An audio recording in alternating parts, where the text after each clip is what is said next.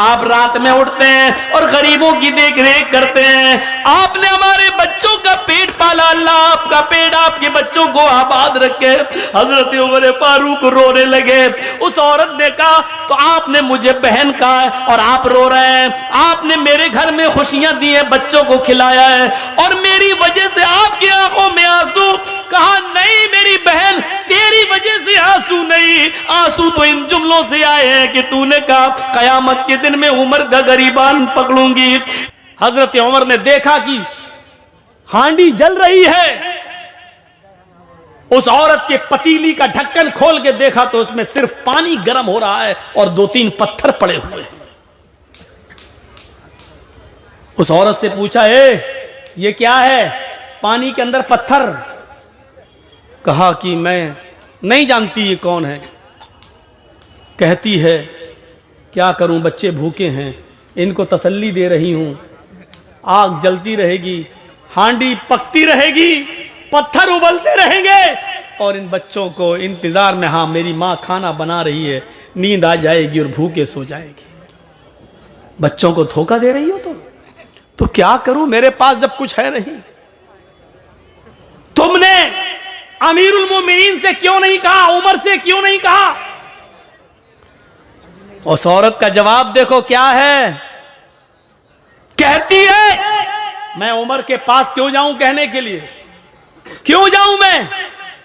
उमर अमीर है, लोगों का जिम्मेदार है। उमर की ड्यूटी है ये पता लगाना कि किसके घर में चूल्हा जल रहा है और किसके घर में चूल्हा नहीं जल रहा है। मेरे भाई तुम गवाह रहना, हजरत उमर से ही कह रही है, मेरे भाई तुम गवाह रहना, कल कयामत के दिन मैं उमर का गरीबान पकड़ूंगी। उमर बोले बहन, उमर को क्या मालूम तुम्हारी हालत का नहीं मालूम है तो मालूम करना चाहिए। ज्यादा पक्ष मत लो उमर का, ज्यादा पक्ष मत लो उमर का, चलो यहां से। हजरत उमर कहते हैं मेरी बहन तुम रुको, तुम बहन हो, मैं घर से कुछ इंतजाम करता हूं। ये नहीं बताया कि मैं ही उमर हूं। अंदर गए, दरबार खिलाफत में अपने गुलाम मसलम को जगाया। आटे की एक बोरी, घी वगैरह, अनाज वगैरह और उस जमाने में जो फल फ्रूट जो अनाज चलता था उसकी एक थैली ली, एक पीठ पे लादी, तेल और घी अपने हाथ में लिया और चलने लगे। उनका गुलाम कहता अमीरुल मोमिनीन ये क्या कर रहे हैं? आप हमारे आका, मैं आपका गुलाम हूं, ये सारा बोझ उठाने के लिए मैं हूं, आप नहीं। हजरत उमर ने जो जवाब दिया सुनिए, वो इस मुल्क के जिम्मेदारों के लिए जरूरी है। हजरत उमर ने जवाब दिया नहीं नहीं नहीं नहीं, कयामत के दिन उस औरत ने मेरा गरीबान पकड़ने की बात कही, तुम्हारा नहीं। इसलिए इस गल्ले की बोरी को मैं ही अपनी पीठ पर ला दूंगा और मैं ही लेकर जाऊंगा। हजरत उमर उस गल्ले को लाद कर जाते हैं, अपने हाथ से आटा गूंथते हैं, अपने हाथ से सालन तैयार करते हैं, अपने हाथ से बच्चों को खाना खिलाते हैं। फिर उस औरत से कहते हैं बच्चों की मां बहन तुम भी खाना खा लो। फिर उस औरत ने खाना खाया। जब हजरत उमर फारूक ने उन सबको खाना खिला दिया और वहां से जब आने लगे तो उस औरत ने पीछे से दामन पकड़ के कहा लोग कितने बेवकूफ हैं जो उमर को खलीफा बना देते हैं। उमर के अंदर खलीफा होने वाली कोई चीज नहीं पाई गई। अरे खलीफा बनने के लायक तो आप हैं, अमीरुल मोमिनीन तो बनने के लायक आप हैं। आप रात में उठते हैं और गरीबों की देख रेख करते हैं। आपने हमारे बच्चों का पेट पाला, अल्लाह आपका पेट आपके बच्चों को आबाद रखे। हजरत उमर फारूक रोने लगे। उस औरत ने कहा तो आपने मुझे बहन कहा और आप रो रहे हैं। आपने मेरे घर में खुशियां दी है, बच्चों को खिलाया है और मेरी वजह से आपकी आंखों में आंसू। कहा नहीं मेरी बहन, तेरी वजह से आंसू नहीं, आंसू तो इन जुमलों से आए हैं कि तूने कहा कयामत के दिन में उमर का गरीबान पकड़ूंगी। मेरी बहन मैं तुझे कैसे बताऊं कि मैं ही उमर हूं, अमीरुल मोमिनीन मैं ही हूं और ये मेरी गलती है कि अब तक तेरे घर की खबरगिरी मैं नहीं कर सका। मेरी बहन कयामत के दिन अब मेरा गरीबान मत पकड़ना। मेरी बहन अल्लाह के दरबार में इतनी गवाही दे देना कि मेरा एक जुमला जब सुना तो इसने मेरे बच्चों को खिला दिया था और अपनी जिम्मेदारी पूरी की। क्या जिम्मेदार देखिए कैसा था, वो अपनी जिम्मेदारी को समझता था। हम अपनी जिम्मेदारी नहीं समझते, अपना हो या पराया, हर एक की खिदमत करना यह इस्लाम कहलाता है। यही इस्लाम का दर्स है, यही इस्लाम है, इसी इंसानियत का नाम इस्लाम है। हम भूल जाते हैं, हम फरामोश कर देते हैं। 4 साल हो जाते हैं हजरत उमर फारूक को, 10 साल तो खिलाफत की है, 10 साल में 4 साल ऐसे गुजरे कि रात के अंधेरे में रोजाना एक घर में जाते। एक सहाबी है हजरत तुफैल दौसी, कबीले दौस से उनका ताल्लुक। उनको शक होता है कि उमर ये रात को रोजाना कहां जाते हैं। पूछ पूछ के थक गए, लेकिन हजरत उमर ने नहीं बताया कि मैं रात को कहां जाता हूं। एक दिन तुफैल दौसी को तजस्सुस सूझ गया, देखें कहां जाता है उमर। रात की तारीकी में, रात के अंधेरे में जासूसी करने लगे। हजरत उमर आगे आगे जा रहे हैं, तुफैल दौसी पीछे पीछे पेड़ से छुप छुप के कि उमर मुझे देख न लें। हजरत उमर दाएं बाएं देख रहे हैं, लेकिन इनको पीछे का कोई आदमी दिखाई नहीं दे रहा है। चल दिए 4-5 मील दूर एक बियाबान आबादी में, आज बियाबान जगह आ जाते हैं। 5-6 झोपड़ियों के अलावा वहां कुछ नहीं है। एक झोपड़ी में चिराग जल रहा था। हजरत उमर फारूक ने दाएं बाएं देखा कि मुझे कोई नहीं देख रहा, उस झोपड़ी के अंदर घुस जाते हैं। तो तुफैल दौसी को शक हो गया कि उमर इतनी रात में इस झोपड़ी में क्या करने गया। इंसान की फितरत है, रात के अंधेरे में आप भी अगर दाएं बाएं देखें और कोई ना आपको देख रहा हो, चुपके से आप किसी घर में घुस जाएं, वो भी रात के अंधेरे में, तो मेरे दिल में तो तरह तरह के ख्यालात उठेंगे ही कि आप क्यों गए, इतनी रात में क्यों जा रहे हैं। तुफैल दौसी कहते हैं कि मैं उमर के निकलने का इंतजार करने लगा कि इतनी रात में उमर इस घर में क्या करता है और रोजाना आता है क्या करता है। काफी देर के बाद उस झोंपड़ी से जब हजरत उमर निकले और सीधे चले गए, तो तुफैल दौसी ने कहा जा रहे हैं जाने दो, मैं झोंपड़ी में जाके देखूं कि इसमें क्या है। हजरत तुफैल जब उस झोंपड़ी में घुसते हैं तो क्या देखते हैं कि कोने में चिराग जल रहा है। उस चिराग के पास खजूर के पत्तों की बनी हुई एक चटाई बिछी हुई है। उस चटाई के ऊपर कोई लेटा हुआ है। करीब गए तो पता चलता है कि एक औरत है, और करीब जाते हैं तो पता चलता है कि वो बूढ़ी औरत है। और करीब गए तो क्या देखते हैं कि वो तो आंखों से अंधी है, दांत उसके मुंह में नहीं है, और हाथों से कोड़ी और पैरों से लंगड़ी है। हजरत तुफैल उसके पास बैठ जाते हैं और कहते हैं माँ। उसने कहा जी क्या मैं तुमसे कुछ पूछना चाहूं तुम बताओगी। उसने कहा बोलो बेटा। कहा ये आदमी जो तुम्हारे पास आया है और अभी अभी यहां से गया है, ये कौन है, क्या तुम इसको जानती हो, क्या तुमने कभी इसको देखा है। कहा नहीं, मैं आंखों से अंधी हूं, मैं क्यों मैं कैसे देख सकती हूं। कहा मां मुझे जल्दी बताओ कि ये आदमी यहां आता है तो कम से कम तुम्हें बताया तो होगा कि मैं कौन हूं। कहा नहीं मेरे बेटे, ये आदमी यहां 4 साल से बराबर कंटिन्यू आता है, चाहे कितनी बारिश हो, चाहे कितनी आंधी हो, चाहे कितना तूफान हो, चाहे कुछ भी हो, लेकिन ये यहां जरूर आता है। लेकिन 4 साल से आज तक इसने मुझे अपना नाम नहीं बताया। यहां तो 100 रुपए मदरसे में चंदा देते हैं तो नाम के साथ देते हैं कि फला साहब ने दिया है। ऐलान करो मौलाना साहब, 1000 रुपए चंदा देते हैं तो उसमें भी हमें शोहरत चाहिए, फला ने दिया।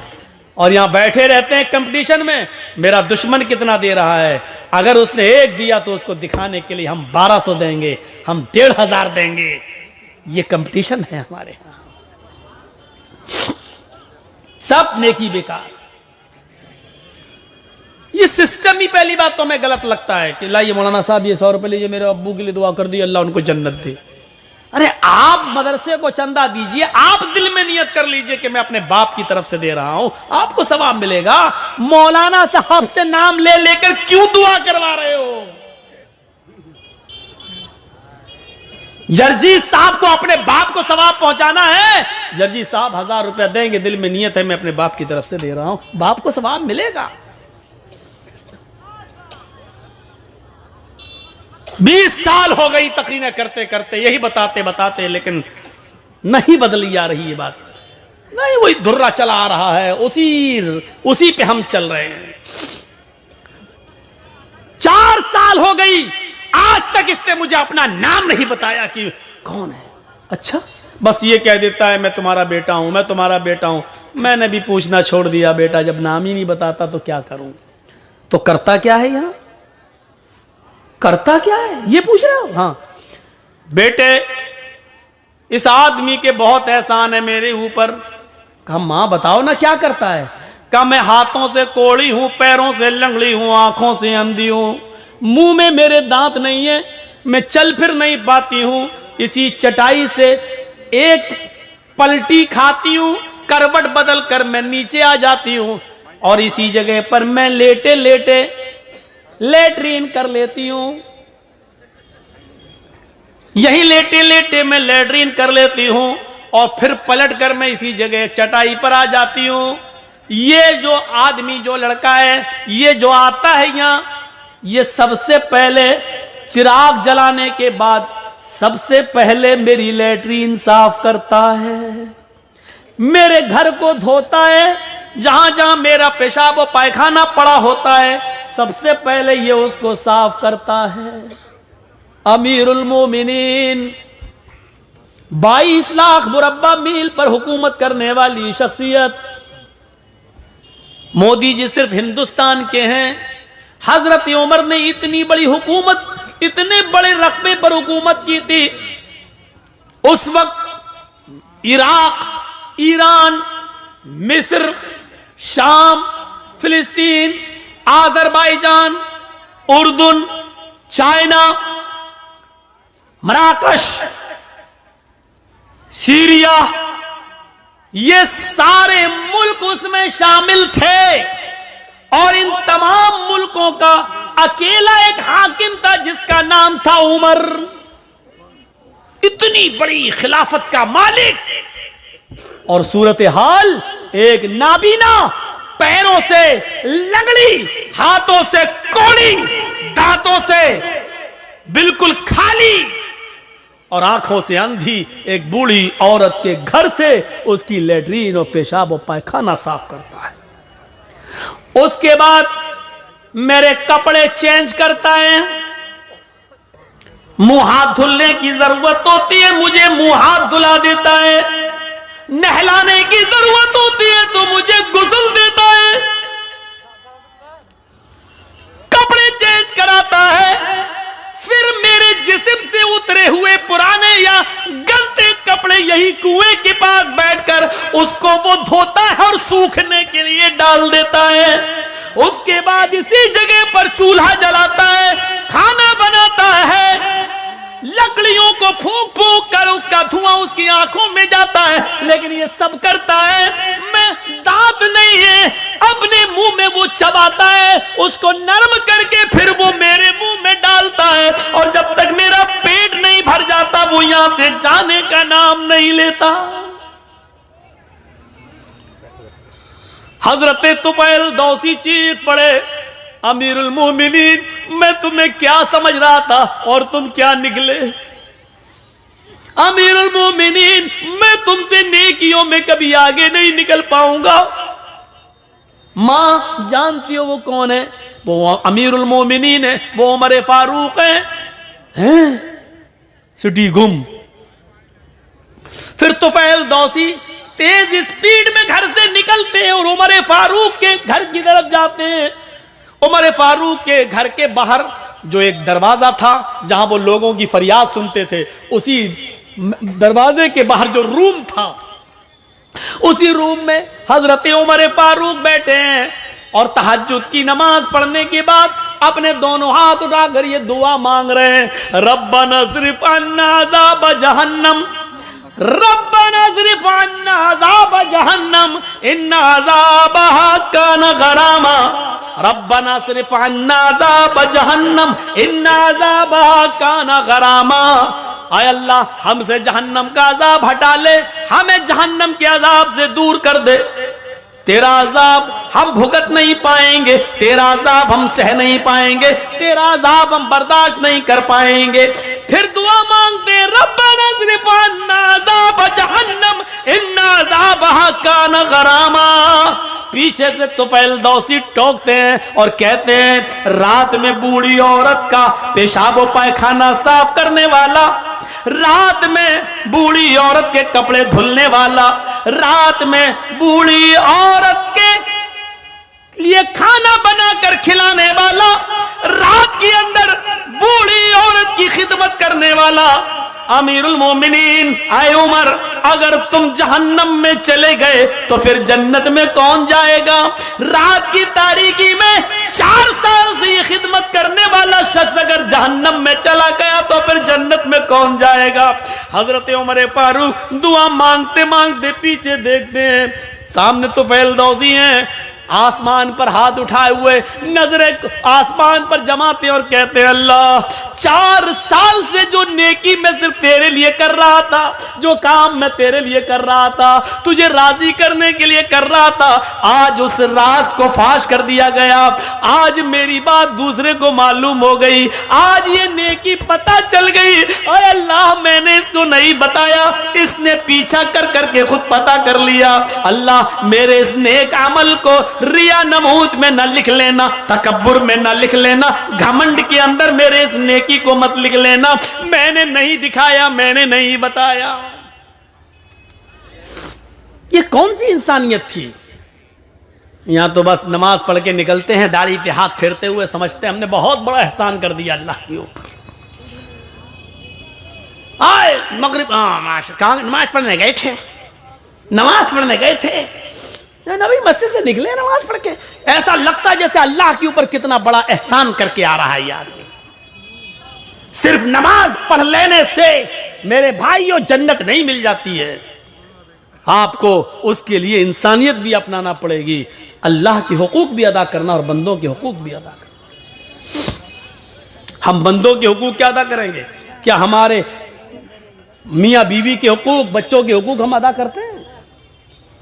हम अपने घर में उनके हुकूक अदा नहीं करते। एक शख्स हजरत उमर फारूक के पास आया,